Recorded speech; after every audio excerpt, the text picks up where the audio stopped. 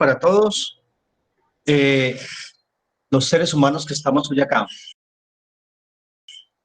Cuarentena Humana es una plataforma de aterrizaje virtual de un combo de conocidos, amigos, compañeros que por los años 2002 se reunía informalmente en Casa Caldas en horas de la tarde-noche para conversar, para informarse, para compartir, para disentir de iniciativas, noticias, conocimientos, opiniones y de manera agradable y relajada.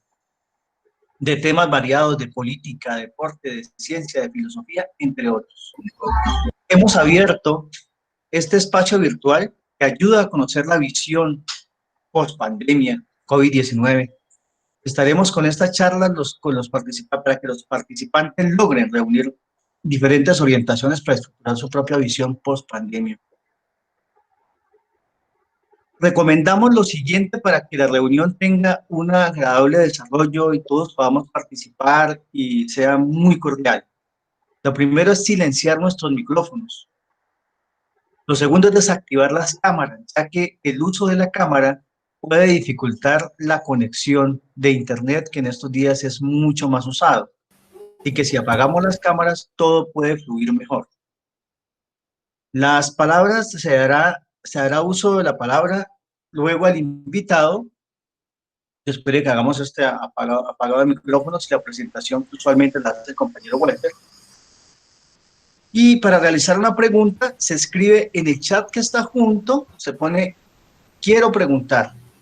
Y ese quiero preguntar ya le da derecho a estar en la lista de quienes vayan a preguntarle al invitado, que hoy es el doctor Óscar Ospina.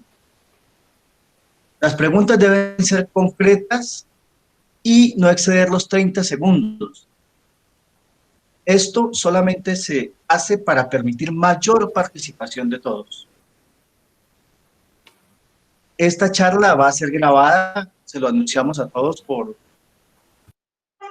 recomendación y políticas de confidencialidad. Es muy curioso es muy curiosa la charla de hoy, primero porque usualmente la tenemos programada desde mucho antes. Le queremos agradecer muchísimo la disponibilidad que ha tenido el doctor Óscar Ospina. Siempre hablamos post-pandemia, pero es que había un asunto que nos tiene con mucha curiosidad. Y la curiosidad la colocábamos en el flyer que hicimos la publicidad.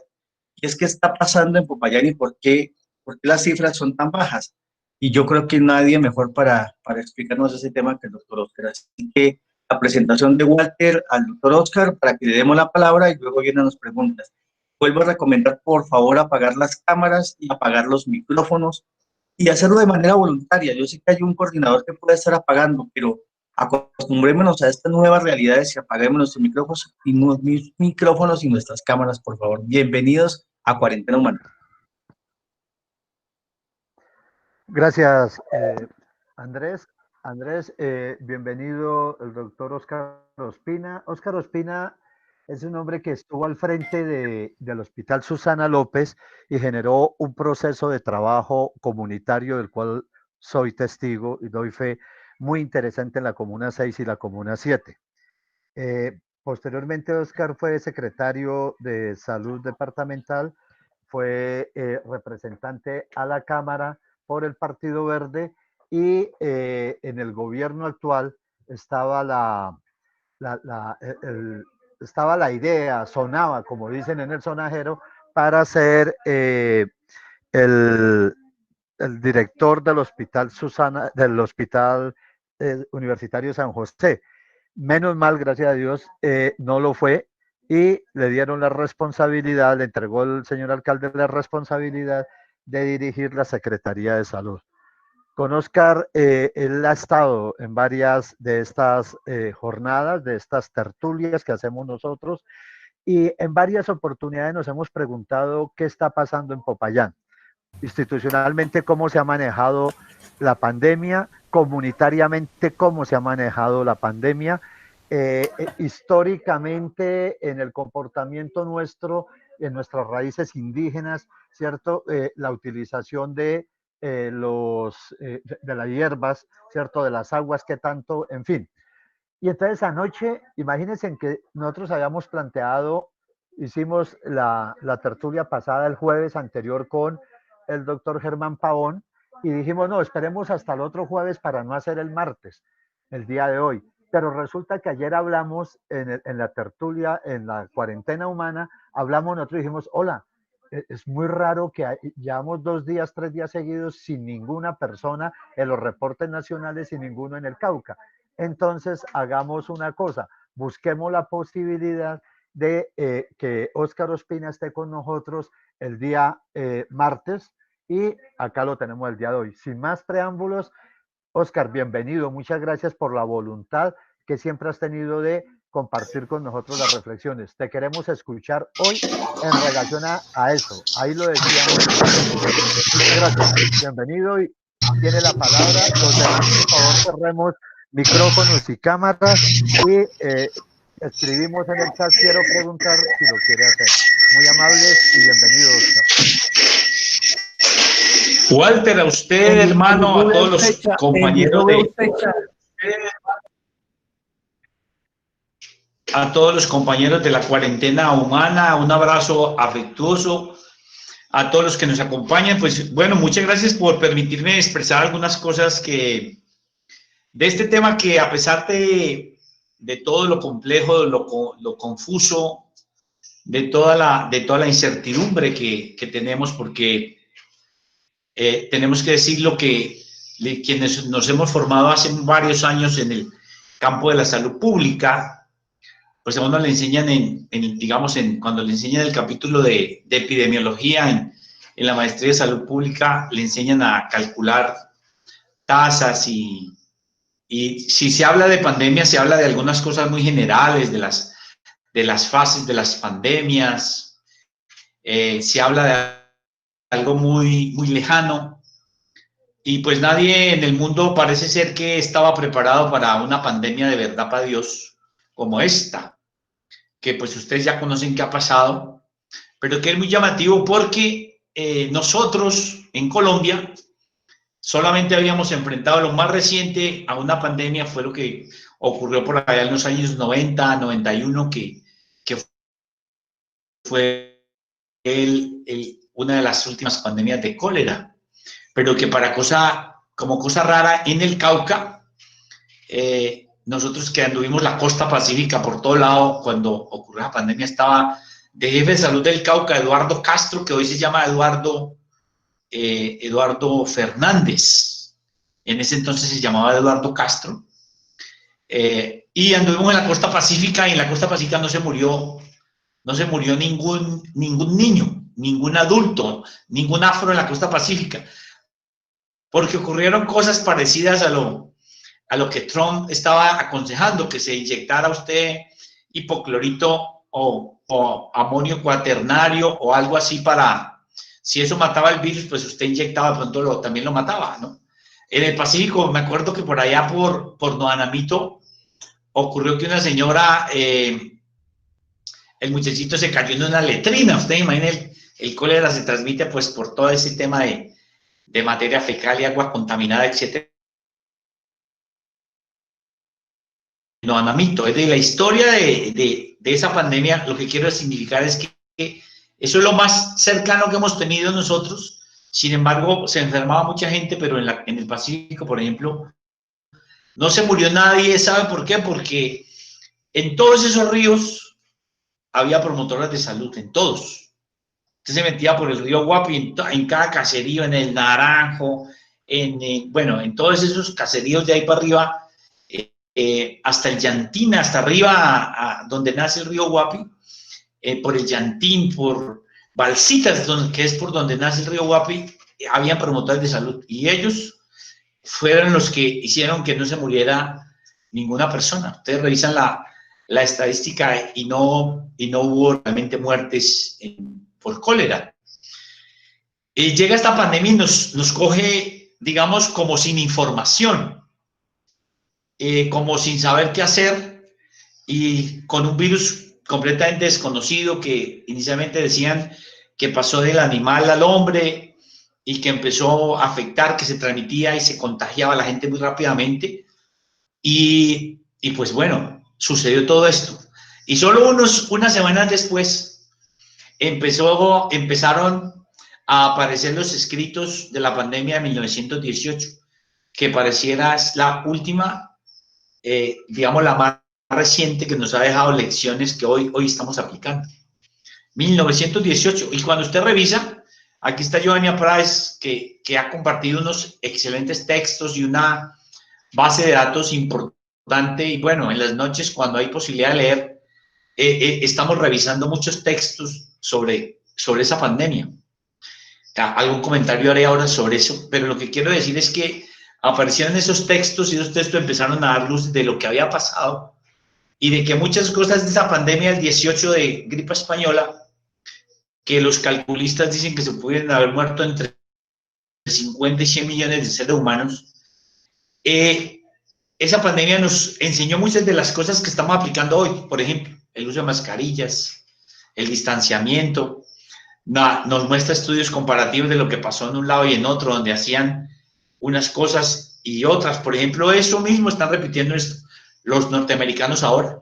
Hay unas zonas donde quieren estar supuestamente en nombre de las libertades individuales y están pues muriéndose mucha gente, y en otros sitios donde han hecho con disciplina el aislamiento y los resultados son distintos. En la pandemia del 18, por ejemplo, hay estudios que mostraron el comportamiento en un estado y en otro.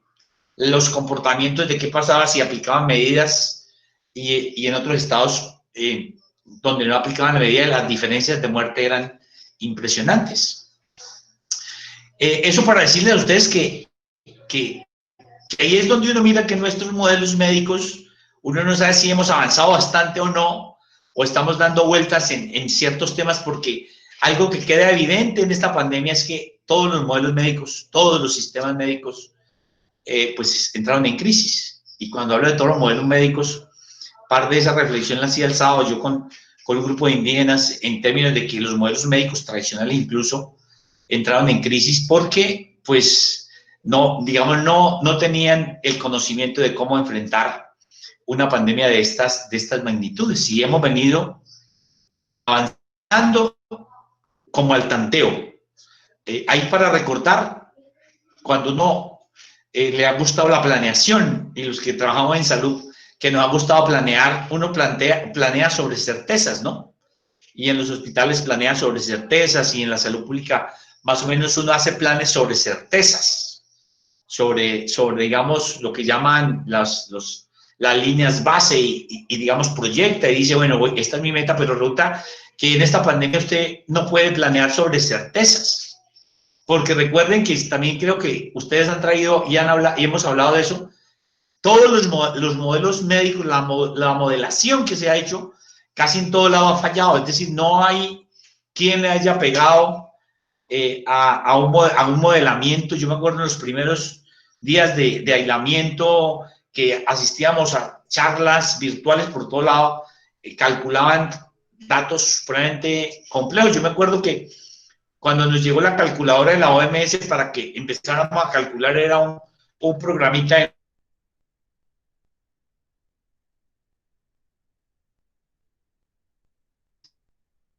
y uno decía, si el cálculo me daba que en Popayán se iban a morir 18.000 personas, 26.000 personas, que íbamos a tener 42.000 personas que necesitaban cuidado intensivo. Ustedes se deben de imaginar la tensión tenaz frente a esos primeros modelos, y después empezaron los epidemiólogos a calcular. Bueno, y afortunadamente casi todos se han equivocado en sus cálculos, casi todos. Muy pocos realmente han acertado de alguna manera, porque esos modelos se hacen sobre unos cálculos y unos supuestos. Y esos supuestos, por ejemplo, en el caso de Popayán, pues son puros supuestos, porque los casos que hemos tenido son muy pocos. Solo hasta ayer llevábamos 1.600 pruebas tomadas en Popayán, 1.600, de las cuales 30 casos positivos, lo que da una tasa de positividad realmente muy pequeña, como de 1.8. O si usted la quiere llevar extrapolando el estudio que están haciendo los españoles sobre prevalencia, en los españoles lo que están diciendo es que uno debería calcular los casos positivos por 10, entonces usted puede decir, en Popayán pudiéramos tener 300 casos y eso le da una tasa de positividad del 18.5, 18.6. Muy pequeña con relación a otros países y a otros. Y si usted se compara, por ejemplo, compara Popayán con ciudades que empezaron simultáneas a nosotros, por ejemplo, Armenia, que es más o menos, digamos, empezó como por la misma época con los casos positivos. Armenia nos lleva una ventajita, nos lleva casi 50% más casos que nosotros. Y si usted compara el Cauca con, por ejemplo, Nariño empezó mucho después de nosotros. Y pues Nariño se le ha salido, digamos, de control en parte el problema.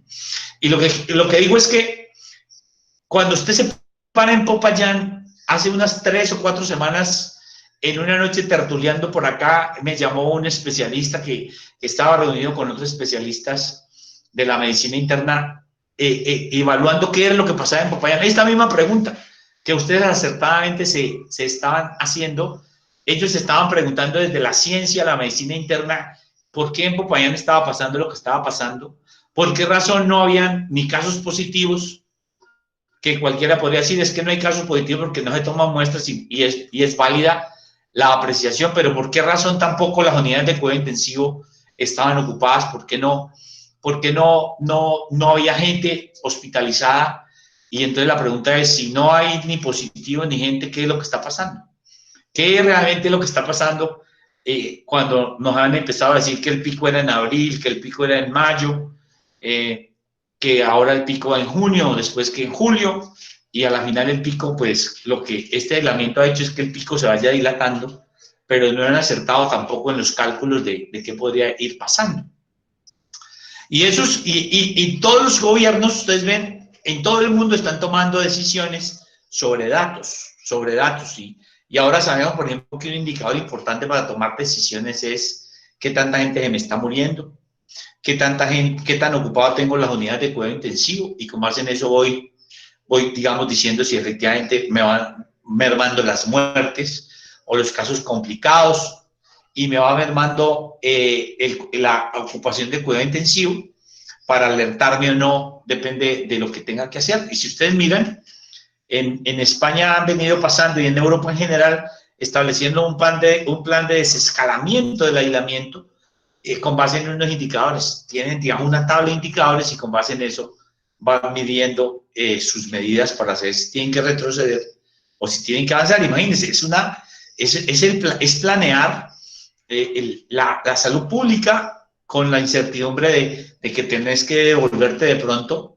como ha pasado en otros sitios que han tenido que devolverse para tomar otras medidas, o quienes inicialmente apostaron, como los ingleses, por ejemplo, por la vacunación de rebaño, aspirando que se infectaran, pues les tocó cambiar sus decisiones porque el tema se les salió desde un virus que nos ha puesto a pensar mucho sobre nuestros conocimientos, no solamente a la medicina ortodoxa, sino a todos los modelos médicos.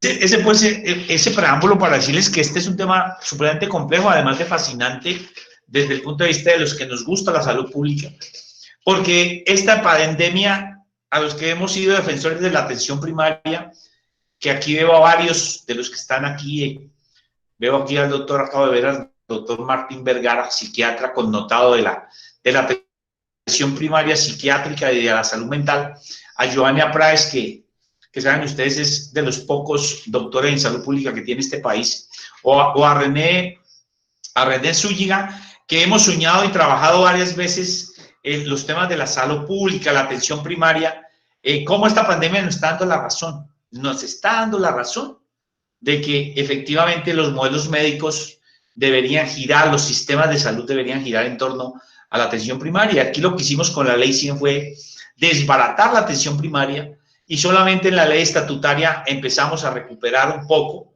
En el plan de desarrollo, en el segundo plan de desarrollo del gobierno Santos, la vida me dio la oportunidad de redactar ese artículo que introdujo digamos, en Colombia nuevamente el poder hablar de una política de atención integral en salud, del modelo MIAS. Ese artículo es confeccionado, casi escrito por mí y por mi equipo, y lo dejamos ahí, y a raíz de eso, digamos, empezó a abrir una ventana en Colombia en torno a volver a hablar de atención primaria, como se ha hablado ahora, con mucha, digamos, mucho trámite burocrático, mucha metodología paso a paso, mucha conducción ahí, como un poco de los ciclos, lo van llevando a la gente y va cerrando, pero de todas maneras va abriendo la puerta. Y esta pandemia nos ha demostrado que efectivamente nosotros estamos en lo cierto, que la atención primaria es la posibilidad ahora para estos territorios que no tienen tanta plata, para llevar realmente a tener capacidades desde las comunidades empoderadas para controlar un problema complejo como este que sin duda a todos nos ha llevado a reinventarnos en las formas de hacer todo. Y por eso nosotros creemos que cuando usted reflexiona sobre el tema del Cauca, como para ir concretando el tema de qué es lo que ha pasado en Popayán o qué es lo que ha pasado también en el Cauca, usted lo que ve es una combinación de temas y no puede decir que, entonces, empezando por el primer punto, ¿el aislamiento ha sido efectivo? Yo digo, claro, por supuesto. Pues el aislamiento, todo este confinamiento ha sido muy positivo. Yo creo que eso ha servido para que protejamos la vida de los viejos, de los enfermos crónicos, para que, digamos, con toda esa incertidumbre que tenemos sobre el tema de las embarazadas, pues las podamos tener, digamos, resguardadas. Y en general, el tema de Popayán, cuando usted pone el mapa, que no alcancé a ponerlo, pero digamos, cuando usted pone el mapa de Popayán en términos de los casos que se han presentado, usted pone el mapa y dice en qué comunas se han presentado, usted ve allí, por ejemplo, que la comuna 4, que es el centro de Popayán, el Parque Caldas y sus alrededores, la comuna 1, donde está la gente, digamos, más acomodada, un poco la comuna 3, que es población, digamos, de clase media, ahí tenemos la mayor concentración de casos, miren ustedes, y en la periferia, donde está la gente con más dificultad de los asentamientos, digamos, ha habido pocos casos de los 30 que tenemos. Y en la zona rural de Popayán no hemos tenido casos. Entonces, usted empieza ya a mirar dónde está focalizado en los barrios más pobres de Popayán y tenemos un foco en un barrio que nos tiene muy alertas porque eso es un asentamiento con gran dificultad en una misma casa. Se han presentado los casos y digamos que la respuesta nos ha permitido tener esto, digamos, más o menos controlado. Pero lo que quiero decir es que cuando usted coge el mapa de Popayán y pone los casos, entonces usted ha visto que el control también ha sido en parte porque ha sido en unos, digamos, en unos sectores sociales que sí pueden hacer sin ningún problema su aislamiento, su cuarentena, y no tenemos la respuesta de saber qué va a pasar cuando los casos empiecen a aumentar en los sectores más pobres de Popayán. Imagínense ustedes. Entonces, yo también, además de que el aislamiento ha servido, el segundo factor que yo considero es que los casos se han presentado en sectores con cierto, digamos, capacidad económica y esta gente ha podido hacer tranquilamente su aislamiento sin ningún problema, lo que ha permitido que no haya, digamos, un contagio masivo en ningún lado. El segundo tema importante que debemos considerar es el tema del trabajo que se ha hecho para hacer lo que se llama el cerco epidemiológico. Es decir, la gente de la Secretaría de Salud municipal se ha dedicado, 30 personas más a veces, a hacer seguimiento, porque quiero explicarle un poco eso. ¿Qué pasa cuando a alguien le toman una prueba? Alguien le toman la prueba, tiene que irse a cuarentena, pero hay que hacerle todo un seguimiento a sus contactos y a ellos llenar una serie de formatos de la burocracia pública que hay que enviar al Instituto Nacional de Salud. Y eso demora, por cada una persona puede demorar entre 40 minutos y una hora, y a veces son, si se toman 40 o 70 muestras al día, usted se imagina, son 70 personas que hay que llenarles todo eso, más sus contactos, más hacer el seguimiento cada día hasta que salga la prueba. Es decir, es un trabajo tenaz. Y junto a eso, entonces hay que ir a donde vive el territorio para ubicar allá, digamos, lo que estamos trabajando nosotros de manera fuerte, que es todo el componente comunitario de hacer que la comunidad misma se cuide y de ir a sus centros donde trabajan para también hacer toda la investigación de campo y tomar decisiones como las que nos ha tocado tomar en este tiempo, cerrar los bomberos, cancelar la URI para que no metan más presos allá, cerrar IPS, bueno, empresas que nos ha tocado cerrar en estos días porque han aparecido casos y, digamos, los protocolos son bastante precarios. Entonces, ese tema de todo el trabajo epidemiológico, lo que nosotros llamamos la inteligencia epidemiológica, creo que lo hemos venido haciendo con mucho sacrificio de verdad, porque son hombres y mujeres dedicados a esa tarea, buscando, llamando, conectando, visitando. Es decir, es un trabajo supremamente complejo y mi reconocimiento para ellos, que han hecho un trabajo en mi concepto supremamente positivo. Ahora, ¿qué va a pasar si esto se dispara? Pues bueno, cada día trae su afán y nosotros vamos paso a paso, porque ustedes saben que aquí vamos como en la tiniebla, ¿no?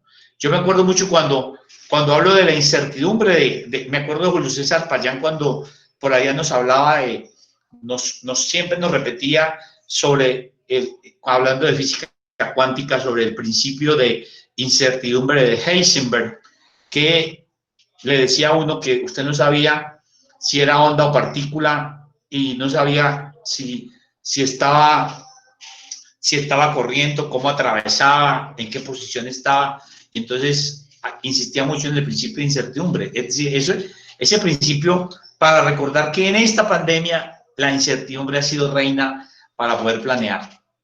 Entonces, el aislamiento, el que le haya dado a personas que tienen capacidad de hacer realmente aislamiento sin problema, porque la gente pobre, si usted no tiene una estrategia lista ahora para que esas personas pobres que no tienen posibilidad de hacer aislamiento porque mueren de hambre, no los mata el virus, si no los mata el virus, lo mata el hambre, usted debe tener una estrategia para que esas personas puedan hacer el aislamiento de manera segura, pero garantizándole la comida a él y a su familia. Porque un señor que es el que provee para una casa, o una señora que es la que provee para una casa, si usted la pone en cuarentena y no le garantiza eso, pues ahí, ¿qué cuarentena puede haber? Todos esos elementos son los elementos que nosotros estamos tratando de afinar para que podamos tener alimentos para esas personas y que las personas puedan hacer cuarentena sin ninguna dificultad, sin ninguna angustia. Y eso parte entonces de organizar muchos detalles en eso. El tercer tema es el tema de si el virus en este territorio mutó. Ustedes saben que ya hay unos mapas de cómo este virus ha venido mutando, ¿no? Ha venido mutando y una teoría que uno podría tener, una tesis que uno podría traer en este territorio es que el virus pudo haber mutado y que efectivamente el comportamiento de él aquí, pues pudo haberse dado. Entendiendo que no ha cambiado el tema de que un gran porcentaje de la población es asintomático. Quiero decirle a ustedes para que tengan en cuenta que eso es cierto. 2 de los últimos casos, o tal vez 3 de los últimos casos, son personas que se hicieron la prueba porque alguien se las estaba exigiendo, no porque tuvieran síntomas. Un señor que necesitaba viajar a Bogotá a traer a su esposa. Y entonces le dijeron, para poder que vengas, tienes que tomarte la prueba. Se tomó la prueba y resultó positivo. Un señor que debía ir a trabajar, volver a su trabajo a Medellín. Y entonces la empresa le dijo, debes tomarte la prueba para venir. Se tomó la prueba y resultó positivo. Y el caso de otro señor que estaba en una circunstancia parecida, que se tomó la prueba y resultó positivo. Es decir, personas que no tenían síntomas, pero que efectivamente estaban positivos. Y quiero recordar, no positivo porque hay pruebas como el caso de Guapi que apareció. Ese es un caso dudoso porque es una prueba rápida, tomada en nuestro parecer sin criterio. Entonces, la persona reporta como un caso positivo. No, estas fueron pruebas, recuerden ustedes, confirmatorias, la que se llama PCR. Y por lo tanto, esas pruebas efectivamente tienen, digamos, en términos de nuestro protocolo en Colombia, validez en términos de confirmar casos, y por lo tanto esos casos para nosotros son 3 casos positivos de personas completamente asintomáticas. Entonces uno podría pensar que el virus pudo haber mutado en este territorio. El otro tema, de una cifra que pude obtener ayer, es que el cálculo del doctor Klinger es que más o menos 10.000 personas están tomando interferón en Popayán. 10.000 personas. Y recuerden que desde el principio que empezamos con eso, yo fui de los primeros que empezó a tomar con mi familia interferón en Popayán, creo yo, y bueno, varios de la alcaldía, y consumimos interferón, y mucha gente ha venido tomando interferón. Ustedes saben que el interferón realmente tiene un efecto, se ha usado mucho para tratamientos de cáncer y demás, y por eso ahora estamos en el camino de este protocolo que estamos trabajando, la Secretaría de Salud lo avaló, un protocolo que está liderando el doctor Julián Herrera, que saben ustedes es un investigador y científico que estudió aquí en nuestra tierra, que es profesor con todos los honores de la Universidad del Valle y que realmente tiene mucha experiencia en el campo de la investigación y está liderando un protocolo que esperamos empezar pronto a través de 5.100 personas del departamento para que ese protocolo sea un protocolo con todo el rigor y que podamos decir entonces que masivamente podemos darle interferón a la gente. Eso sería maravilloso, digamos, para hacer eso en Popayán, por la importancia que tiene el interferón en términos de fortalecer el sistema de defensas. Y miren ustedes que también había un tema que veníamos caminando antes de entrar en cuarentena con el doctor Klinger y un caucano del barrio, del barrio Pandiguando, que hace más o menos 19 años vive en Boston y que está liderando un tema sobre inmunonutrición. Un hombre que se ha dedicado a la nutrición inteligente para fortalecer los sistemas de defensa y que con él estábamos haciendo un trabajo para hermanar a Boston con Popayán a través del programa, de un eje de salud alimentaria. Ahí estaba el doctor Klinger, estaba la doctora Esperanza Cerón, otros aliados, unos muchachos estudiantes de medicina, y logramos armar un grupo para trabajar.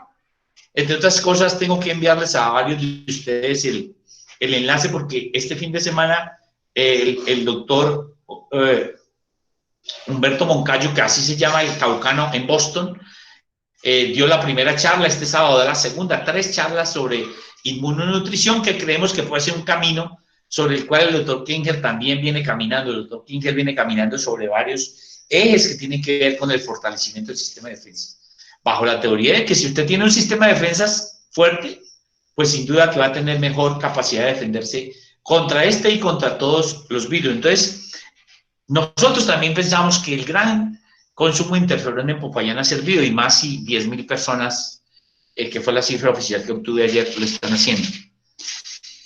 El otro tema, ustedes saben que en este territorio caucano es el territorio donde más se estudia a fondo los modelos médicos ancestrales, tradicionales. En este territorio, desde hace muchísimos años, estoy hablando hace 30, 35 años, cuando yo estaba trabajando en Tierra Adentro, pues allá trabajamos mucho con la Universidad del Cauca. Me acuerdo, Hugo Portela lideraba esas investigaciones que hicimos con la UNICEF, que estaba Erinaldi Gómez, Carlos Osorio, es decir, un combo, María Cecilia López Saconi, en esa zona trabajando, y trabajamos atención primaria, y parte del trabajo grande que se hizo, que hoy que está en la universidad en un libro que ya se ha venido puliendo en el tiempo, que se llama Yuxe. Yuxe es remedio. Yuxe en lengua en Nasayue, Yu es agua, Yuwala río. Los rituales de limpieza en la cosmogonía y cosmovisión país o NASA es alrededor de los ríos, del agua. Y por eso Yuxe es remedio y Yuxe es agente que cura. Cuando usted empieza a mirar todo ese conocimiento en torno a las medicinas tradicionales nuestras, que desde luego han sido golpeadas también por este virus, porque no ha tenido la posibilidad de tener una respuesta rápida, pero que viene haciendo en su conocimiento también trabajos para atender a las personas que se enferman. También ve uno de los médicos tradicionales, a los Tehuala, moviéndose para buscar respuestas en medio de todos sus conocimientos ancestrales. Usted ve por ejemplo, a los médicos, a los homeópatas, que tenemos aquí una escuela grande de homeópatas en el Cauca, también con su conocimiento buscando respuestas en nuevos tratamientos para esta enfermedad. O usted ve también aquí en el Cauca, que es una fortaleza en médicos neuralterapeutas que han sido formados también explorando todos los caminos para ayudar. Es decir, aquí hay una serie de conocimientos en este territorio que se están moviendo en torno a eso. Y usted los ve sintetizados en lo que usted encuentra, por ejemplo, cuando va a un puesto de control, que ese es el último punto sobre el que quiero hablar, los puntos de control territorial. Y cuando va a estar a un punto de control territorial, por ejemplo, del sector campesino de Antomoreno, que es un sector entre campesino y afro, usted ve que las formas de control del territorio, además de la guadua, de la limpieza de los zapatos, de lo que ellos usan, es muy diferente a si usted va a ir a población donde hay población indígena. El ritual es distinto porque ellos utilizan lo occidental, pero también tienen el saumerio con plantas medicinales. Y si usted se va al conocimiento de otros, por ejemplo, donde hay conocimiento Nasayú, de los Nasa, entonces usted encuentra que ellos utilizan ya plantas de páramo y otras plantas para, digamos, calmar o armonizar esas energías que produce este virus. Es decir, allí hay todo un conocimiento que no solamente es el control territorial. Alrededor de Popayán, el censo que yo tengo es que tenemos en Popayán entre 32 y 40 puestos de control. 40 puestos de control de las personas para que la gente que cree que esto es un juego, pues no vaya, siga yendo al río a hacer sancocho de olla, etcétera. Y alrededor de Popayán tenemos esos controles de gente con turnos disciplinados y ya estamos viendo la respuesta en el sector urbano. Por ejemplo, en el sector futuro Las Guacas, que apareció un caso, yo fui a hablar con la comunidad y la comunidad entendió el tema y espontáneamente ellos mismos montaron sus puestos de control. Digamos, montaron sus puestos de control, se consiguieron las formas, nosotros ayudamos en algo. Y si usted va y ve, por ejemplo, en el asentamiento donde se presentaron estos casos, que hay campesinos negros y hay nazas en ese sitio viviendo. E incluso una de las personas que hay positivas allí es una mujer embarazada nasa de Toribío. Ellos mismos optaron rápidamente, sin que usted tenga que hacer mucho trabajo, espontáneamente se organizan y le ponen control del territorio, pero le agregan lo demás, le agregan el tema de su ritualidad, todo eso, digamos, lo va mezclando, entendiendo que está también lo que uno ve, que las medidas de protección del mundo blanco, digámoslo así, pues también son usadas, el tapabocas, el aislamiento, el lavado de manos, y ese tema es muy, muy importante. Termino diciendo que nosotros en Popayán venimos trabajando hace rato en un trabajo que hemos consolidado con amigos nuestros que están por fuera, que trabajamos con el doctor Apráez, con René, con Javier Segura, que está en Madrid, con un colega que está en Italia, con una familiar que está en los Países Bajos, doctora en ciencias, con amigos que tenemos en Estados Unidos, con colegas que tenemos en el Cono Sur. Nosotros podemos tener una lectura de lo que está pasando en el mundo en tiempo real y nosotros estamos actualizados en la información porque, digamos, nos retroalimentan todos los días. Estamos en un chat donde hay información de toda América Latina, por ejemplo, lo que pasa en Brasil, lo que pasa en Argentina, lo que está pasando en Centroamérica. En Centroamérica está, ustedes conocen, recuerdan a Milton Guzmán, él es, digamos, una representante de la OPS en Guatemala, pero está pendiente de todo Centroamérica. Y nos están retroalimentando de información en tiempo real. Por eso nosotros tenemos información de lo que está pasando en muchas partes del mundo en tiempo real y estamos aprendiendo de lo que ha pasado allá para aplicarlo en nuestro territorio. Pero quiero decirles una cosa con toda modestia, sin modestia alguna. Miren, el modelo que nosotros estamos trabajando en el Cauca y en Popayán, que ya empezó a despegar, que es la red de apoyo familiar y comunitario. Toda la estrategia comunitaria que busca en Popayán tener 1000 personas. Nosotros estamos trabajando en redes sociales y comunitarias, 1000 personas que van a estar regadas en todo el territorio de Popayán urbano y rural y que van a tener la posibilidad de conectarse con el Estado. A través de nosotros, ¿qué es lo que entregamos? Entregamos una SIM card con minutos y datos a esas personas para que tengan cómo llamar inmediatamente, unos enlaces que se conectan por comuna y por sector rural, con ellos respondientes profesionales de la salud que están conectados a toda la red de las EPS con sus equipos móviles para hacer, digamos, una atención. Eso lo venimos puliendo. Y lo venimos poniendo en un trabajo con los líderes de las comunidades, con autoridades de las comunidades de diversos sectores, sociales, políticos, religiosos, de orientación de género, etcétera, etcétera. Personas que realmente vienen haciendo allí cosas que usted no se imagina, que están haciendo de manera espontánea, porque han trabajado en el pasado, porque tienen a alguien que los estimula, pero que vienen haciendo. Aquí hemos conocido mujeres por allá, por la Comuna 9, que tiene a toda su comunidad en un chat y por ahí se comunican sobre si alguien está violando las normas, sobre si alguien está estornudando, sobre todos esos temas de la vida cotidiana, si alguien está aguantando hambre, para la solidaridad colectiva, etcétera. O una persona por acá, por la zona rural, por el corregimiento de Santa Bárbara, que llegó a mi oficina hace unos días con el morral y sacó el mapa. Digo, este es el mapa de mi vereda. Tengo aquí todas estas casas, había graficado en el mapa todas las casas. Y dijo, mire, y resulta que esas casas yo las tengo georreferenciadas, me dijo la señora. Las georreferencio con un celular.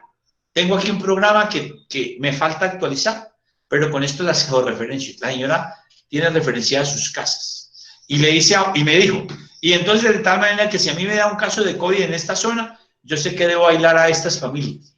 Y sabe cuántas personas hay en cada casa, cuántos viejos, cuántas personas con discapacidad, cuántos niños hay, cuántas embarazadas, cuántos, tiene toda la información. Pero sabe por dónde van los ríos, qué cultivan, qué daños ambientales hay. Es decir, hay gente haciendo cosas. Y nosotros lo que estamos haciendo es simplemente poner un estímulo, como en la terapia neural, un estímulo que ayude a que eso realmente sirva para ahora y para el futuro.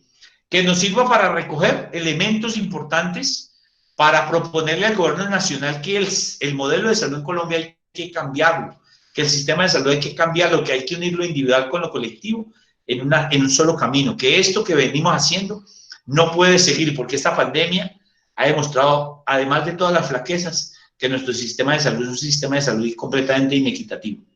De manera que abrazos para todos y todas, esas eran como las reflexiones y bueno, espero sus comentarios y preguntas. Gracias, muchísimas gracias, doctor Oscar. Ahí tenemos varias preguntas. La primera la realizó Olga Truque, no sé si aún está en el chat. Si está en el chat, tiene la palabra y si no, le leo la pregunta.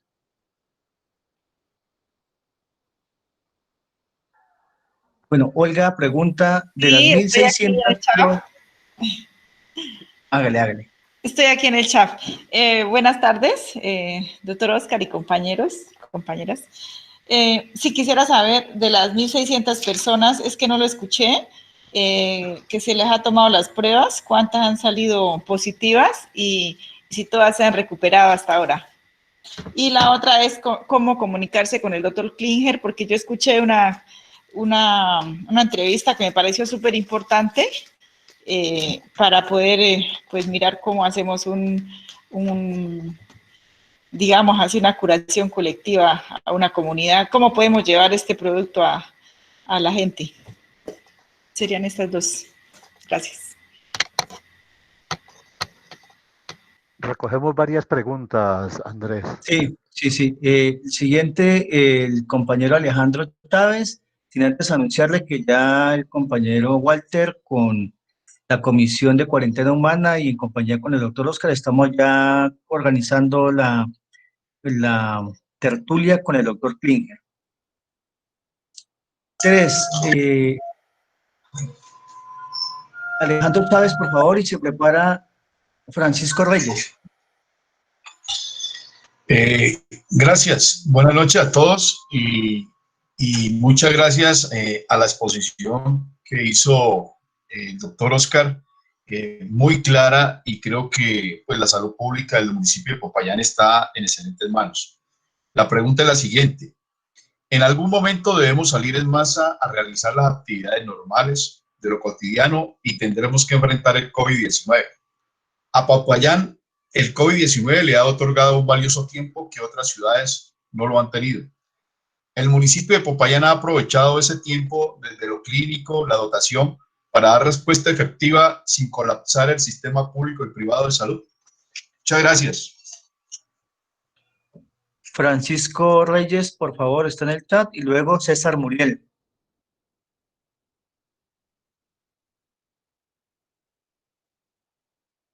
Leo a Francisco Reyes. El doctor Klinker nos venía acompañando, visitando por acá, por Argelia, desde la cabecera hasta el plateado. ¿Cómo seguir realizando este trabajo desde la comunidad, desde las organizaciones sociales, para impactar mayormente a la población con mayor riesgo de SARS? César Muriel.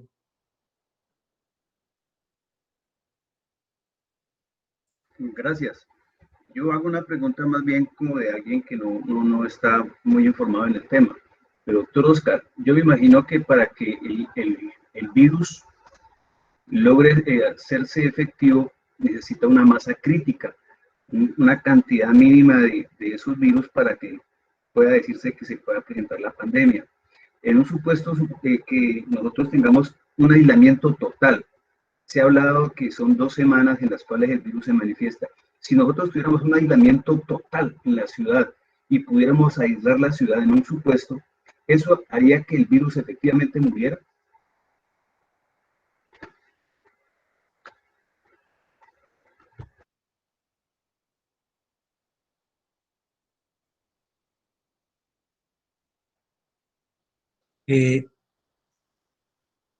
Fabián Figueroa.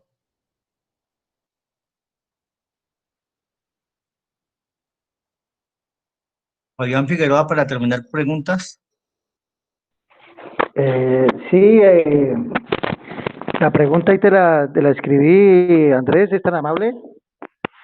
Bueno, está bien, Fabián, te Sí, la leo. bueno, espera, yo se la transmito. Él hablaba, el doctor decía sobre el trabajo que viene realizando la líder de la Comuna 9 en el hecho que ha hecho una base de datos con la comunidad donde sabe cuántas personas viven en cada casa, cuántos tercera edad, cuántos niños.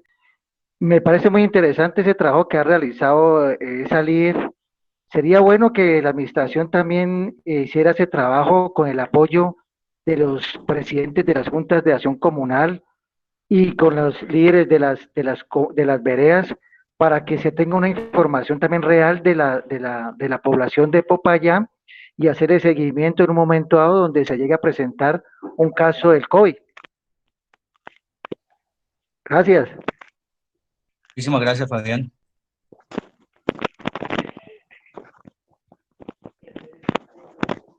No hay más preguntas, doctor Oscar. Podemos responder.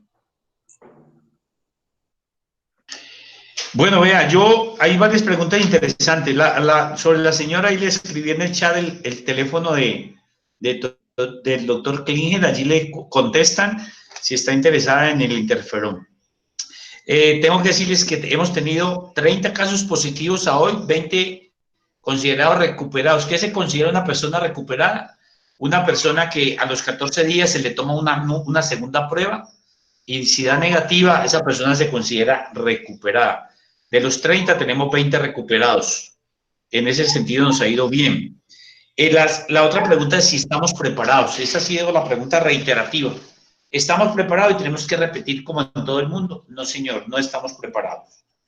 Y no estamos preparados, ¿por qué razón? Pues porque las medidas que hemos tomado en estos países, recuerden ustedes, son medidas de aislamiento, que no son medidas para evitar, primero, que nos contagiemos. Nos vamos a contagiar. ¿Cuántos?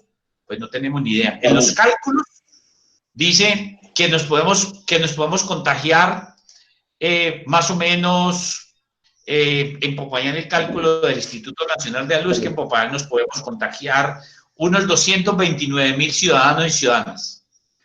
229.000. O sea que ustedes se imaginarán pues que no vamos ni empezando en ese entorno, pues no vamos ni empezando. Apenas llevamos 1.600. Llevamos, 30 y supuestamente deberíamos llegar a muchísimos más. Entonces, no podemos decir hoy que estamos preparados completamente, pero sí el aislamiento nos ha servido para que podamos hacer que esas medidas hagan que la gente se empiece a infectar poco a poco. Ojalá no sea así. Nosotros, vuelvo y repito, ¿Por qué podemos ir concluyendo que es posible que aquí se comporte la pandemia de otra forma? Porque recuerden ustedes que las medidas las están evaluando cada 3 semanas, aquí y en todo el mundo. Toman una medida y más o menos la miden a las 2 y 3 semanas. Si ustedes recuerdan, la primera medida que tomaron en Colombia de empezar a desescalar el aislamiento fue cuando empezó las obras de construcción. Y cuando usted evalúa 3 semanas después, por lo menos en Popayán, no se ha presentado que eso haya significado un aumento de casos positivos o de complicaciones. Entonces nosotros estamos alertas cada 2 o 3 semanas cuando estas medidas se han dado. Recuerde que se dio la medida de la construcción, después se vino lo de las manufacturas, la vez pasada se vino sobre los negocios como las papelerías y demás, y ahora, digamos, se va a venir sin duda un desescalamiento mayor de mayores sectores, y eso tenemos que irlo evaluando a ver si eso significa que hay mayor número de casos.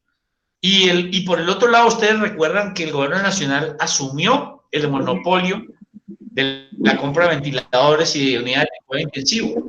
El gobierno hizo un plan con base en las necesidades territoriales en 4 etapas. La primera etapa era para comprar, perdón, hay un micrófono que está haciendo un ruido terrible. Un micrófono. Sí, Oscar, perdón. Por favor, don Francisco, don Diego. Francisco Reyes. Cierran los micrófonos y apaguen las cámaras, por favor. Gracias.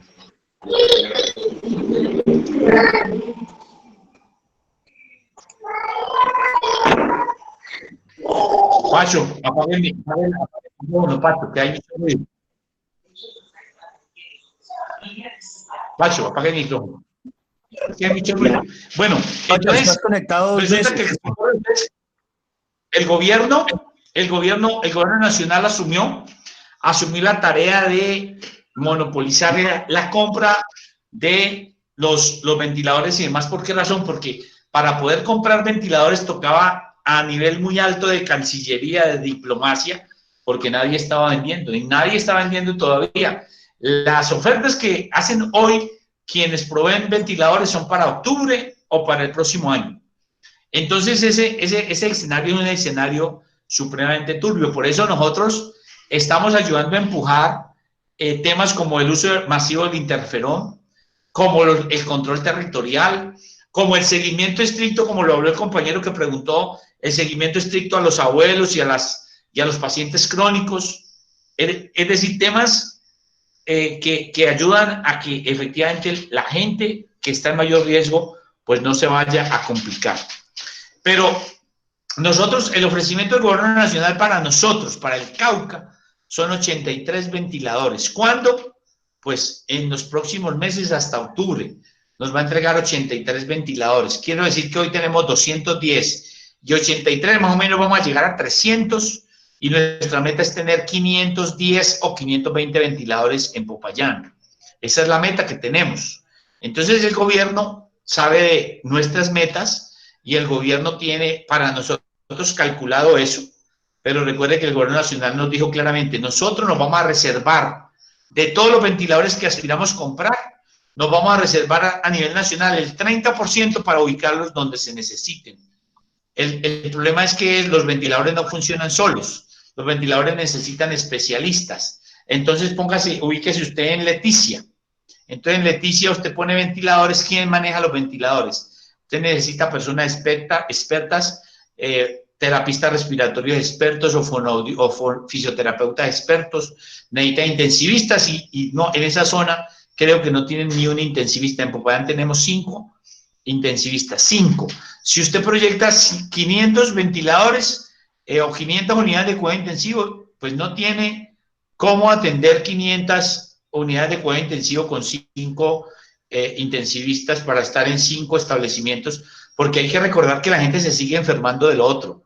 La gente en la medida que nos vamos a ir desescalando, van a empezar los accidentes de tránsito, va a empezar la violencia, el avaliado, el apuñaleado, que son delitos que se vinieron abajo, pero que apenas se abran, pues esto va a empezar a aumentar, y los infartos y demás, y también todos los otros temas, los suicidios, los homicidios, los intentos suicidas, etcétera, etcétera, todo este tema que el doctor Martín Vergara sin duda sabe mejor que yo qué es lo que nos va a quedar después de toda esta pandemia o cuando empiece ya a abrirse, que son todos los problemas de la salud mental.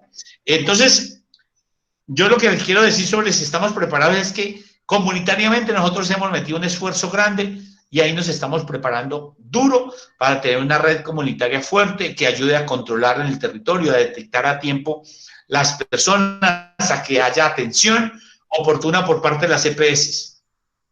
Ahora, hay que recordar ustedes porque la angustia, por ejemplo, es ¿qué va a pasar con este virus?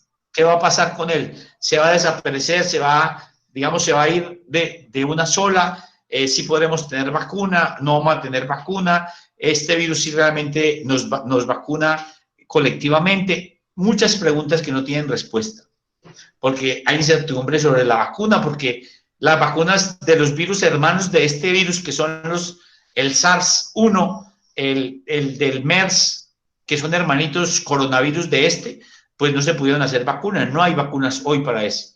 No sabemos realmente si los primeros estudios sobre prevalencia que muestra la capacidad de generar respuesta de defensas en las personas en España, que están haciendo un estudio inmenso, pues ustedes escucharon que son cifras desalentadoras, hay solamente 5%, cuando están buscando ellos que sea el 60% de personas que puedan estar, digamos, inmunizadas ya por la presencia del virus.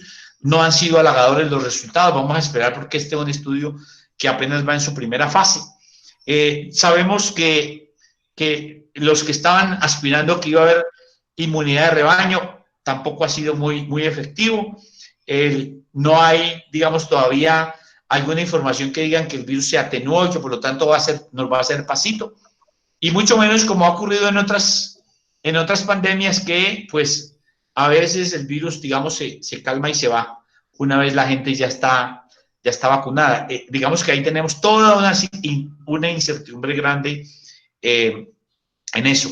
Y sobre el trabajo con las redes sociales, yo quiero decir, miren, nosotros convocamos a todos los presidentes, a los ediles, a los grupos organizados, estamos, digamos, trabajando con todos los niveles de organización y participación, conociendo nuevos liderazgos, viejos liderazgos, trabajando con todo el mundo para que haya gente que quiera realmente trabajar en esta línea, entendiendo que aquí estamos haciendo un trabajo de cuidado y de protección colectiva y desde luego que nuestra idea en la Secretaría de Salud tenemos un equipo trabajando en todo el tema de georreferenciación, no solamente de COVID, de todo, para saber dónde están ubicados los adultos mayores, dónde están ubicados los enfermos de cáncer, los enfermos del corazón, los enfermos mentales, dónde tenemos problemas de violencia de mujeres, de niños, digamos un mapeo por capas de todos los problemas de Popayán. Y la idea es que eso lo podamos ir construyendo con información que salga de la gente que vive en los barrios, en las veredas, en las comunas. Y esa es nuestra aspiración. En Popayán en eso se ha avanzado algo. Por ejemplo, el sector de los picachos, para su información, esa es una buena actividad del gobierno anterior, de la Secretaría de Salud. Identificaron, georreferenciaron todas las casas del sector del relleno sanitario de los picachos y hoy tenemos nosotros una información de toda esta población caracterizada, ubicada, georreferenciada y por lo tanto podemos actuar con ellos de manera cierta porque sabemos cuántos discapacitados hay, cuántos mayores de 50, de 60, de 70, etcétera. Esa información es lo que nosotros aspiramos a tener en un sistema robusto de salud pública que tenemos un grupo de trabajo en la Secretaría de Salud. Muchísimas gracias, doctor Oscar. El doctor César Muriel se siente no respondido. Ahora reiteramos la pregunta, pero ya preguntan Amparo Eugenia Terán, Ligia Martínez, le preguntan del programa de salud de los Totoroes, Pablo César Manrique, Larry Daza, Walter Aldana y Diego Fernando Virama quieren tener la palabra. Así, Amparo Eugenia Terán, por favor.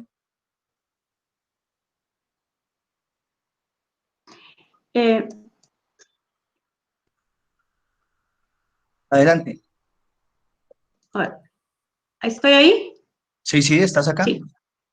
Buenas noches. Mi preocupación está para iniciar las clases académicas ya con los estudiantes en las aulas, cómo empezar. Tenemos municipios y veredas sin COVID, entonces cómo iniciar y cómo hacer con los niños y los jóvenes para que mantengan, por ejemplo, los tapabocas. Lavado de las manos está bien, pero ¿y los tapabocas con los chicos? O sea, ¿cómo podemos trabajar ahí nosotros y cómo vamos a iniciar? ¿Qué dice usted, Mido? Bien, Ligia Martínez Urrutia.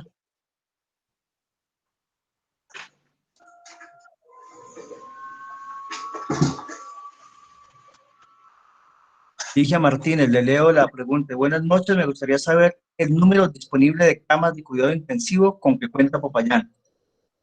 Sigue el programa de salud Totoroes.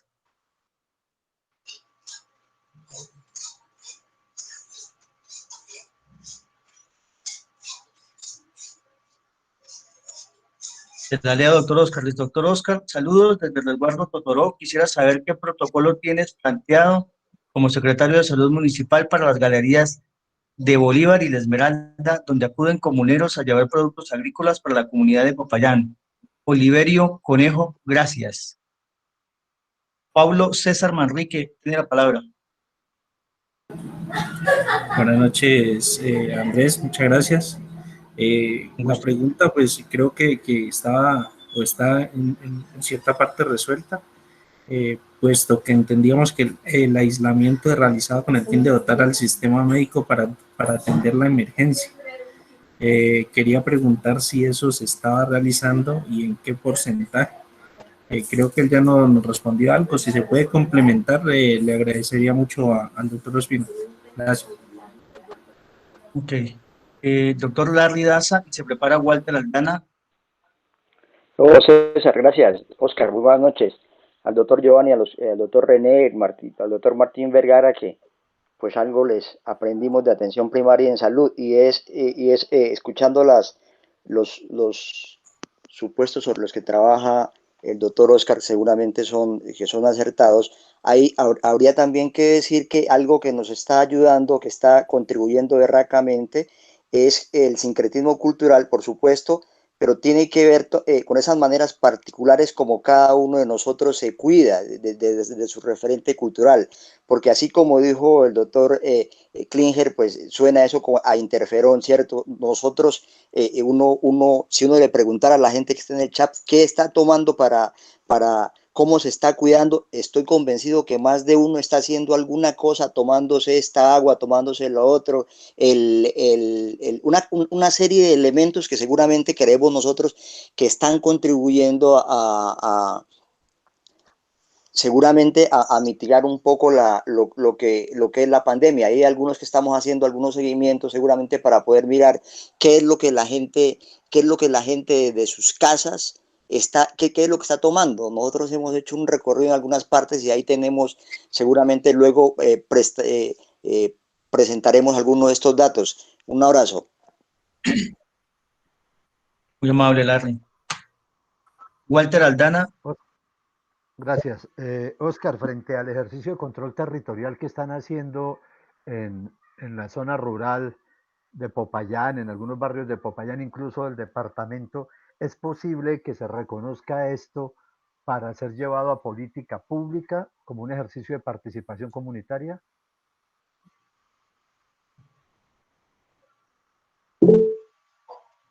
Listo. El amigo Diego Fernando Virama me pide transmitir la pregunta. Dice, ¿y cómo participar dentro de los 1000 líderes que dijo el doctor Ospina? Tiene la palabra Betty Velasco, líder de la Comuna 6. Sí, muy buenas noches. Pues nosotros estamos bastante molestos, ¿no? Porque no hemos sido tenidos en cuenta ni ahora ni antes, ¿no? Porque ustedes, como saben, nosotros conocemos nuestras comunidades en cada sector. Hemos estado pues como prestos a colaborar, pero personalmente, ¿no? Cada líder se ha hecho cargo como de su comunidad. El doctor Oscar sabe que estuve hablando con él de algún caso. Entonces, pues sería bueno, ¿no? Usted más que todo me conoce, cómo ha sido mi trabajo y qué bueno que yo pudiera aportar o ayudar en algo, porque pues nos sentimos como que no, nosotros no tenemos como esa importancia ante el gobierno. Muchas gracias. A usted, señora Betty. Julián Carvajal, y se prepara Olga Truque.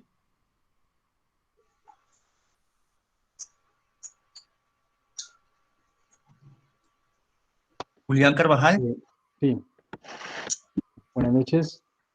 Nuevamente, gracias a Pablo Manrique por la invitación al conversatorio. Bueno, la pregunta está relacionada precisamente con algo que habíamos comentado en el anterior conversatorio que tuvimos con Camilo Romero, y es como la pandemia pues reflejó o sacó a relucir toda una gran cantidad de inequidades históricas en nuestro país y que como tal se convierten en un gran reto para la salud pública. En esta etapa de mitigación en la que estamos, donde el objetivo como tal es desacelerar la propagación, disminuir la atención médica y proteger principalmente las personas con mayor riesgo, como son las personas adultos mayores y también pues los niños. Quisiera preguntarle al señor secretario cuáles son esas medidas sociales y económicas que se han tomado que se han implementado, que se han realizado desde la entidad territorial municipal. Muchas gracias. Muy amable, Julián. Olga Truque. Sí, la otra pregunta es cómo acceder a la toma de muestras. ¿Cuál es el conducto para hacerlo? Pues quienes también hacemos trabajo comunitario, necesitamos entrar a zonas y por lo tanto somos un proceso colectivo que necesitamos saber cómo acceder a las muestras, pues que sea desde lo público, ¿cierto? Muchas gracias. Muy amable, Olga. Doctor Oscar, esas son las preguntas en el segundo bloque. Sí, hay varios temas acá. Bueno, los protocolos para el sector educativo, pues yo creo que se están trabajando. Nosotros tenemos varias ideas sobre cómo puede ser el tema. Si usted me pregunta a mí, la señora Amparo pregunta sobre ese tema, yo particularmente creo que el Estado tiene que montar un sistema de toma de prueba masivo para que los chicos puedan volver a las clases primero y estar tomando frecuentemente los test para poder tener la garantía de que los niños no vayan a llegar pues a ser contagiados o a contagiar en el colegio.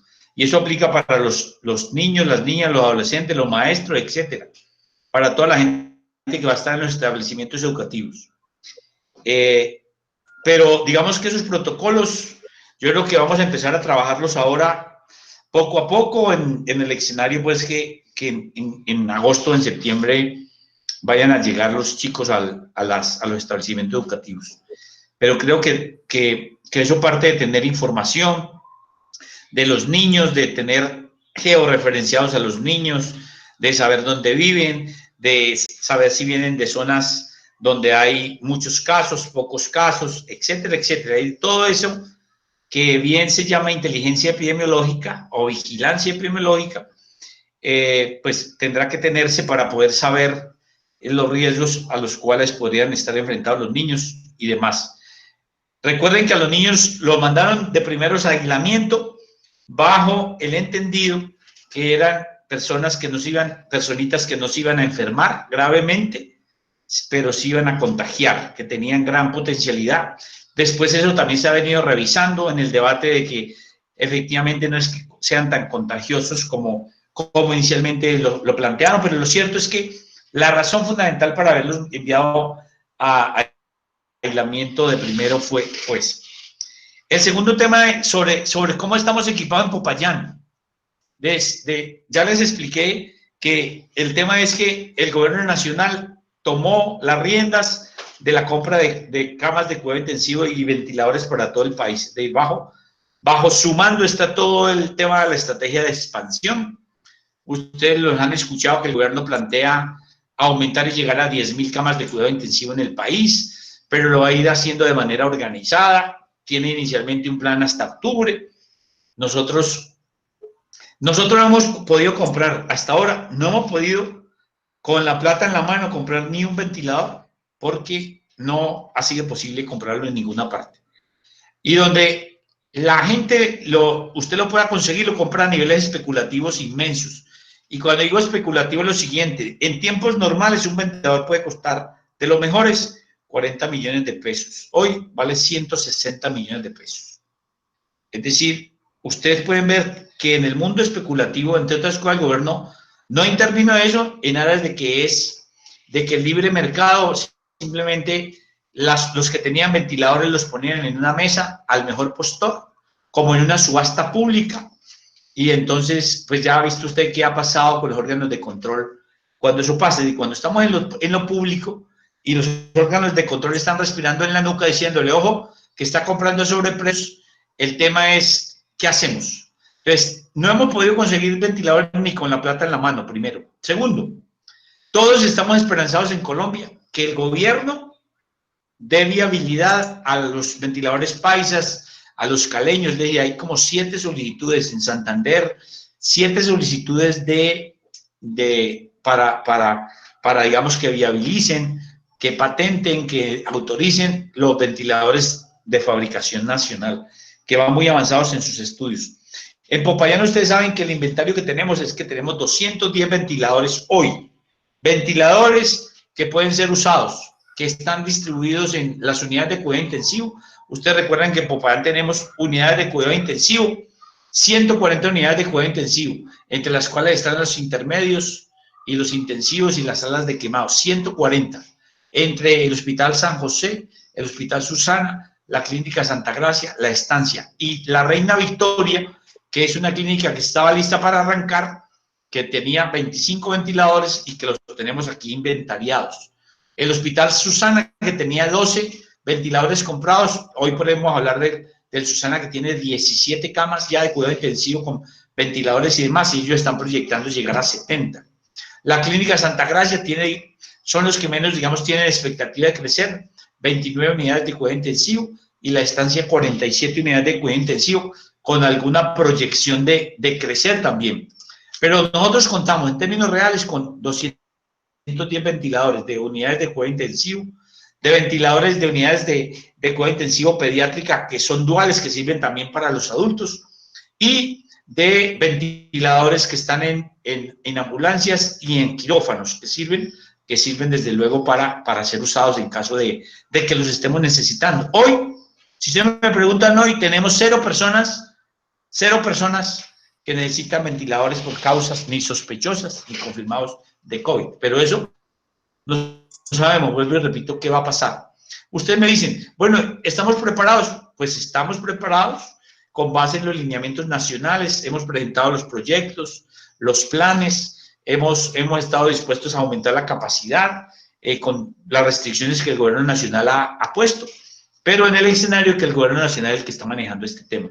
Entonces ustedes me dirán, ¿estamos preparados? Sí, estamos preparados en lo hospitalario para atender las personas, tal como lo planearon desde el principio, es decir, que los infectados, las personas van a empezar a llegar poco a poco, que nos vamos a afectar poco a poco, y que eso dependerá desde luego, desde la disciplina social, desde el cuidado colectivo, desde el cuidado individual, desde el control territorial, etcétera, etcétera. Entonces, con eso, digamos que contesto. Compañero Oliverio, un abrazo en Totoró. Nosotros, ese es otro experimento bien bonito. Estamos terminando ya, el texto final está. Construimos un protocolo de bioseguridad en la Galería del Barrio Bolívar con todos los actores de esa zona, con las cocineras tradicionales, con los carretilleros de mano, con los carretilleros de caballo, con los coteros, con los vendedores de papa al por mayor y al por menor, los de fruta, los graneros, etcétera. Es decir, una cosa hermosa. Construimos el protocolo de bioseguridad con ellos, poniendo por dónde va a fluir la gente, por dónde van a entrar los carros, por dónde van a entrar la gente, todos los temas de un protocolo construido a muchas manos. Es un protocolo que vamos a presentar, espero que esta semana, y que lo construimos con ellos. Ellos conformaron un comité para el control de la pandemia por COVID-19 en el área delimitada de la Galería del Barrio Bolívar. Me parece que ese modelo va a servir para las demás galerías del Alfonso López, de la Esmeralda y de Bello Horizonte. Ese es un modelo bonito que también queremos mostrar. El tema, por ejemplo, de la política pública. Yo sí creo que nosotros tenemos que hacer un esfuerzo entre ustedes, compañeros, las organizaciones sociales, porque es necesario primero resaltar la gran capacidad de respuesta rápida de todas esas guardias campesinas, cimarronas, indígenas, que están brotando por todo lado y que creo que la gente se está apersonando, incluso los urbanos, de ese modelo, que es un modelo que permite poner disciplina, autoridad y desde luego solidaridad, porque lo que estamos viendo es que la gente, además de poner eso, también está queriendo ayudar a las personas positivas, porque saben que esas personas tienen que estar en aislamiento, entonces también para ayudarle a que tengan comida, que haya alguien que le recoja la basura, que haya alguien que esté pendiente de sus problemas, que esté preguntando cómo están, etcétera, etcétera. Eso es lo que vemos con la gente en los sitios donde hemos tenido casos positivos en poblaciones que son, digamos, de todos los estratos económicos, pero que se ven muy fuerte en los estratos más bajos. Y yo sí creo que este tema es un tema que tenemos que ir documentando. Yo estoy en esa tarea, recorrimos uno a uno los puestos de control. Aquí hay una diferenciación interesantísima, de diferentes niveles de intervención, y me parece que eso hay que irlo alimentando, porque esto podría servir para esto y para muchas otras cosas en términos del cuidado territorial y poblacional, que la misma gente por su propia iniciativa, sin que usted como institución vaya a echar carreta ni a echar discursos, sino la gente, simplemente la gente buscando las formas de cómo protegerse, de lo que escucha y de lo que uno le puede ayudar a resolver. ¿Cuánto le cuesta eso al Estado Popayán, digamos, al Estado Popayán? Si nosotros dijéramos que vamos, por ejemplo, a dotar esos puestos de control, a dotarlos, ¿de qué los vamos a dotar? La idea nuestra es dotarlos de, por ejemplo, de aspersoras o de fumigadoras para que saniticen los carros, las motos, las bicicletas, los zapatos, dotarlos de monogafas para que se protejan, dotarlos de termómetro para que hagan un control de temperatura, que no tiene ninguno, que los podamos dotar de guantes, que los podamos dotar de tapabocas si es posible, que los podamos dotar de alguna sustancia antiséptica, que ellos ponen el eucalipto, el pino, las hierbas, etcétera. Es decir, ahí nos vamos juntando y yo creo que si hacemos eso, eso no cuesta, se los digo con toda sinceridad, no cuesta mayor cosa y podríamos tener en la gente de manera motivada haciendo un trabajo porque han entendido que esto es de cuidado colectivo. Y junto a eso, la solidaridad a los que no tienen comida, entonces ellos empiezan a tallar porque no hay comida, porque hay gente aguantando hambre, y digamos que eso va tensionando las fuerzas en un municipio. Y con esto también quiero empatar la pregunta que hacía el compañero, creo que el compañero Julián, sobre las medidas sociales y económicas. Imaginen ustedes, aquí hay varios que han estado en los gobiernos. Este municipio, un municipio del Cabalero, vive de los impuestos. La plata que fija es la plata de salud y educación, que viene por Sistema General de Participaciones, pero lo demás, puro impuesto. Y entonces ustedes han visto qué ha pasado con los impuestos. Todos tocó aplazarlos. ¿Quién va a cobrar, por ejemplo, la contribución de valorización que fue aprobada en el anterior gobierno y que le tocaba cobrarla? Pues nadie va a cobrar eso. En medio de este impacto económico bravo que lo tienen los que tienen y los que no tienen, pues qué valorización va a cobrar. Entonces, por supuesto, eso completamente muerto. El impuesto predial, que es un impuesto grande, pues lo aplazaron para diciembre. Industria y comercio, que es otro impuesto grande, aplazado otros meses. Entonces, este municipio, digamos, en términos económicos, ha venido raspando la olla para poder atender los temas, por ejemplo, alimentarios de mucha gente. Y claro, falta mucha gente, pero el esfuerzo que da el presupuesto del municipio es ese el esfuerzo, porque el gobierno nacional, ustedes han visto que a los territorios no les ha dado recursos, no le ha dicho, vea, tome esta plata para que usted atienda a esta emergencia compleja, no ha habido eso, no ha habido. Entonces, eso le ha tocado el esfuerzo de un municipio que tiene unas finanzas precarias, que lo cogió esta pandemia y digamos, lo golpeó de manera grande, pero digamos, ahí se ha venido haciendo. Y por el otro lado, yo creo que hay una serie de actividades que se vienen haciendo en términos de ir resolviendo temas importantes. Yo, por ejemplo, planteo que hay gente haciendo trabajos con la precariedad de recursos muy grandes. Un ejemplo es en la Secretaría de Salud, por ejemplo. Yo pongo el ejemplo, si ustedes me preguntaran cuánto hemos cogido de la plata para hacer actividades, pues nosotros hemos tenido un presupuesto supremamente austero, porque lo que queremos es meterle a estas estrategias de impacto colectivo, pero sin embargo hemos podido tejer una red de apoyo psicosocial, tenemos gente dedicada a hacerle seguimiento a los adultos mayores, a los enfermos crónicos, a las embarazadas, tenemos gente trabajando en todas las estrategias de embarazo no deseado, de prevención de las violencias, de métodos de planificación familiar. Tenemos personas dedicadas al control por ejemplo, de las enfermedades transmitidas por vectores, el dengue, que ya nos ha cascado en estos primeros meses de manera dura en Popayán. Hay personas dedicadas a temas distintos trabajando con la gente. Y esto, por ejemplo, es el reflejo de acciones. Este fin de semana próximo ahí fue una actividad que cuadraron unas muchachas jóvenes, que por aquí creo que vi alguna de ellas en esta charla, cuadrando con la comunidad cómo hacer para acabar los criaderos de zancudos, que son los que transmiten el dengue, en una acción comunitaria conjunta de recolección de inservibles, de tarros, de llantas, etcétera, pero ello con la gente allá en el territorio. Y eso significa que en la potencialidad de la gente, de esa simbiosis, como dijo ahora Larry, de todas las culturas que hay en Popayán, eso se ha venido acumulando para que emerjan nuevas formas, y eso es lo que viene saliendo ahora acá. Es esa unión de diferentes miradas la que ha permitido que emerjan nuevas formas, combinadas, distintas, pero digamos con un solo objetivo, cuidarnos colectivamente. Y termino diciendo lo siguiente, dos temas de dos preguntas que me hicieron. Uno que hizo Betty y otro compañero sobre cómo participar. Sin duda que yo creo que hay gente que se ha quedado por fuera y que nosotros he tomado aquí nota nuevamente para revisar esos temas. Nosotros pusimos personas por cada comuna. Yo creo que Betty es valiosa, es una gran líder de la comuna 6 de Popayán.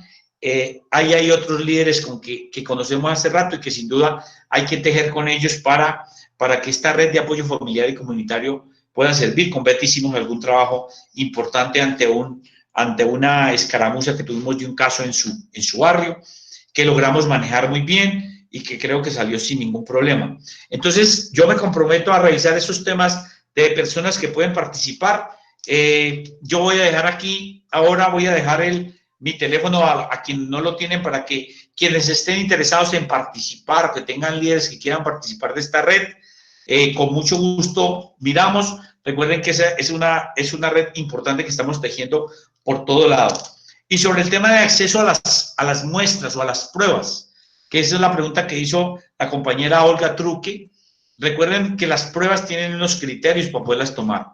Las personas, pues voluntariamente, pueden ir a que se las tomen sin duda.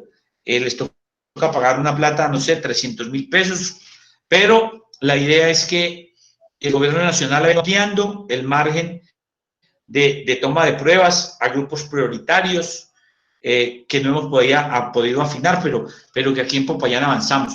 El tema de tomar de los órganos de socorro, los bomberos, parte de la policía, de tomar en las carceletas, en la URI, digamos, hemos hecho una serie de actividades para ir tomándole a la población. Los trabajadores de la salud es un grupo muy importante, al cual sin duda el protocolo hacia el futuro será que cada mes o cada cierto periodo de tiempo habrá que estarle tomando pruebas para saber si están contagiados o no.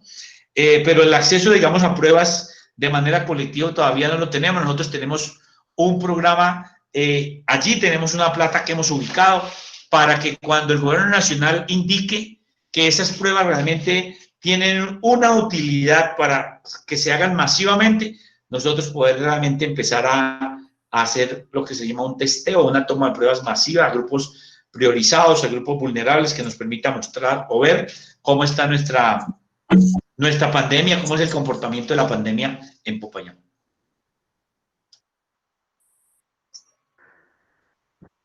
Doctor Chamorro, bienvenido. Es la última intervención, entonces lo escuchamos, doctor Chamorro. Gracias, doctor Walter. Muy buenas noches para todos los participantes. Doctor Ospina, buenas noches. Encantado de escucharlo. ¿Sí, me estás escuchando? Sí, señor, lo estamos escuchando. Bueno. Doctor Ospina y compañeros, la exposición que ha hecho es absolutamente clara y pues no es una exposición que tenga las esperanzas como a veces se tiene, se cree que van de pronto a decir cuál es la salvación, cuál es la vacuna, cuál es el preventivo y todo eso. Pero a mí me parece, respaldando un poco las palabras del doctor o la propuesta que hace el doctor Walter Aldana, doctor Ospina, que a esto tenemos que ponerle, como decía alguna vez algún político, esto hay que ponerle pueblo. Y el ponerle pueblo es contar con el concurso de todas las comunidades, y en esto nos han dado muchas lecciones positivas las comunidades indígenas, los pueblos ancestrales. Si usted ve el mapa del Cauca, en todos los municipios donde hay la comunidad indígena han tomado este tipo de medidas, y me alegra que aquí en Popayán también hay iniciativas.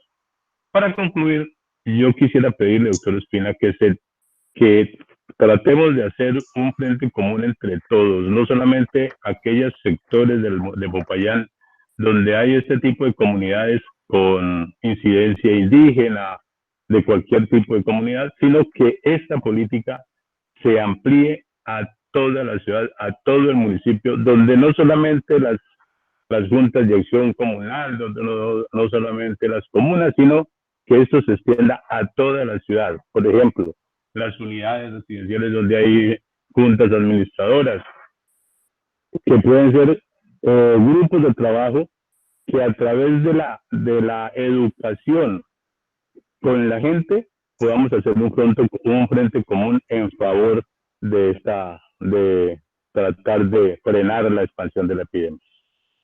Muchas gracias.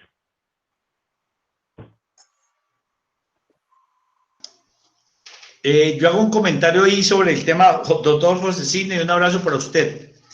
Mire, nosotros, ¿qué es lo que estamos haciendo de manera práctica para hacer rápidamente un cerco epidemiológico? Recuerde que todos los expertos coinciden en que nosotros tenemos que, digamos, para países como los nuestros, que tenemos grandísimas dificultades de poder tener, bueno, es que ni los países con toda la plata pudieron evitar esas mortandades tan bravas.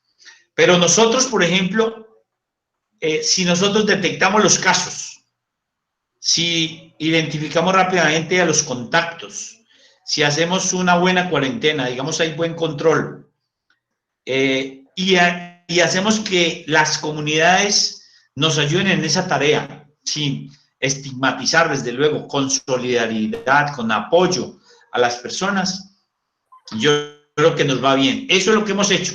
Vea, nosotros tenemos un caso positivo, entonces la persona la ubicamos, sabemos de la persona dónde trabaja, dónde vive. Entonces hacemos un frente en el sitio donde trabaja y hacemos otro frente en el sitio donde vive. Y en el sitio donde vive lo que intentamos es que la gente comprenda que hay, primero, que hay casos positivos en su zona, en su territorio, casos en su barrio, por ejemplo, en su comuna. Entonces, que la gente sepa eso primero. Segundo, que la gente sepa que hay que hacer más riguroso el protocolo. Si tenían algún protocolo, pues que lo hagan un poco más riguroso. Y con ellos entonces definimos qué se puede hacer. Para que, como nosotros estamos haciendo monitoreo diario, ¿cierto? A las personas, entonces lo que intentamos es que la gente se apersone de esos temas. Ahora, hemos encontrado, por ejemplo, zonas donde la persona positiva llama digamos, al administrador del conjunto o al presidente de la Junta de Acción Comunal y le informa, mire, yo resulté positivo, por lo tanto, pues voy a estar aquí en cuarentena. Entonces la misma gente, ya con esa información, pues se encarga simplemente de ayudarle a las personas. Lo que vimos, en la ciudad futuro de Las Huacas, la comunidad organizó personas, primero porque les llevan los alimentos a la familia donde está el caso positivo. Entonces les llevan la comida de la tienda, le compran y les llevan. Le sacan la basura. Y si tienen que hacer diligencias, pues buscan personas de la comunidad para que le ayude a hacer diligencias. Entonces, eso lo he visto allá, pero también lo he visto en otros conjuntos cerrados de clase media, donde igual hacen lo mismo. Entonces, les dicen, pongan una mesita o algo afuera de su casa, en la puerta, que ahí nosotros les dejamos los domicilios para que ustedes los entre, les revisan el protocolo, que desinfecten todo, etcétera, etcétera. Todo ese ritual que hemos venido aprendiendo. Entonces, yo creo que la gente lo que quiere es que haya transparencia en la información, y nosotros creemos que eso hay que hacerlo, manteniendo la confidencialidad de los enfermos, de las personas, digamos, positivas o confirmadas, pero dándole información a la comunidad para que la comunidad sepa que ya en sus territorios tienen dificultades. Y de esa manera, entonces, yo creo que esto se ha venido manejando bien. Vamos a seguirlo manejando de esa manera, y yo creo que lo otro que ha pasado es que hay gente que se motiva y entonces nos va invitando, y nosotros estamos ayudando, acompañando, trabajando hasta la hora que toque para que quienes tengan necesidad de que nosotros les revisemos protocolos, que les demos sugerencias sobre temas específicos, pues estamos dedicados a esta tarea. Al fin y al cabo, esta es nuestra obligación y lo hacemos con mucho gusto, sin ningún problema. Entonces, por ahora estamos en eso, doctor José Cisne, pero desde luego estoy de acuerdo con usted. Hay muchas comunidades que han tomado la iniciativa y nos han invitado simplemente a escuchar y a que nosotros hagamos realmente comentarios muy pequeños, porque hay gente que lo ha hecho con lujo de detalles, y uno se sorprende de la gran capacidad organizativa que hay en este territorio. Por eso, doctor, sería Muchísimas gracias, doctor que Oscar. ese modelo se generalizara y se patrocinara.